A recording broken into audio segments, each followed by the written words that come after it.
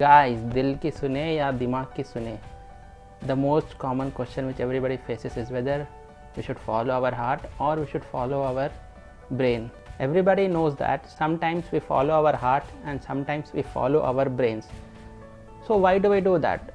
Once we understand the fundamental logic behind our decisions either being driven by our brain or being driven by our heart, then we can use this logic to make certain decisions in which we are getting stuck by either to go with the heart or with the brain, and will help you actually navigate through this question easier.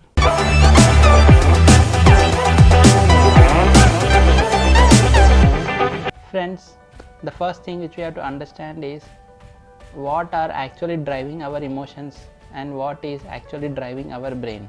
The key fundamental difference between what is being driven by our brain and what is being driven by our heart is our memory. Your memory drives both your emotions and also your brain. Let's say in the past you have eaten an ice cream, and when you ate that ice cream it felt really good, you like the taste of it. So come to the present. Now when you see an ice cream, the first thing that your brain will process is that you actually ate the ice cream and also it felt better. So when it felt better, it generated an emotion of love towards that ice cream. So now when you see an ice cream, your emotion is triggered, and that you love the ice cream and now you want to eat it. Now your brain will also agree with it. Yes, I am feeling really good, so you will eat the ice cream. Let me take a second example. Let's say in the past, if you were to fall from a certain height and you got hurted yourself, you got a small injury in your leg. So next time whenever you are going at a certain height, then what will happen is your brain will actually look for the memory and the emotion associated with it. So now that you have fallen from a certain height and you broke your leg, so what happened is you got an emotion of fear developed in you that you will get damaged whenever you go to a certain height, and also your brain will think that okay, whenever I am going at a certain height I will get damaged. So in this case also your brain is also working and also your emotion is also there. So here also there is no clash between your brain and your memory. But what happens when we face a new situation? Let's say you want to do something new. Let's say you want to start a new business. In this case what will happen is you don't have an emotion associated with that starting a new business. So your emotion doesn't play a role, and you also doesn't have a memory of being starting a new business. So you don't know what to do. So when you don't have any experience or any memory, so emotion is not playing any role in your decision making. So what is the only thing which is left is your brain. So now your brain also doesn't have a memory associated with it, but in general your brain knows that whenever you are trying to face a new situation or something which is uncertain, so it will always presume that okay, it is uncertain, it might make you uncomfortable, it might be harmful to you, so it is better to avoid doing that thing, because our brains are actually meant to protect us.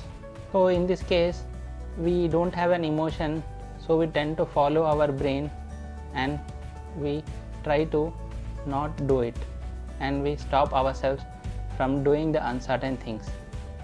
So the important thing is to develop the strong emotion towards starting the business as soon as possible.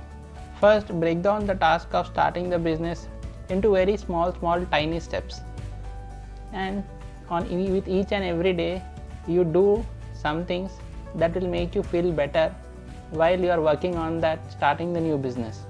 Let's say on the very first day you have given the name to your business. The next day you have created a logo of that business, and slowly third day you did something else which was a small step towards your starting the business. So from the past 3 to 4 days you are actually achieving something. So when you are doing something, of course your memory is being built on that, and also when you are feeling good about it, your emotion is also growing at the same time. So now that your emotion is getting stronger and stronger, so now you can move ahead with performing some of the complex tasks which your brain actually avoids you to in doing it. But now that you are actually have developed an emotion that okay, yes, it feels good, so that will help you go ahead and do that complex task and try to start the new business, because it has overcome your brain limitations. Of course it is not easier as it is being said, but the fundamental key is try to develop a strong emotion of love towards whatever you are doing. Let it be uncertain, let it be harmful to you, or let it be something which is very new to you, but the key point is try to develop a strong emotion to it as soon as possible. The moment you start developing a strong emotion is that when it will dominate your brain, and you will always go with the emotion and you will perform the complex task, because your brain always try to follow your emotions.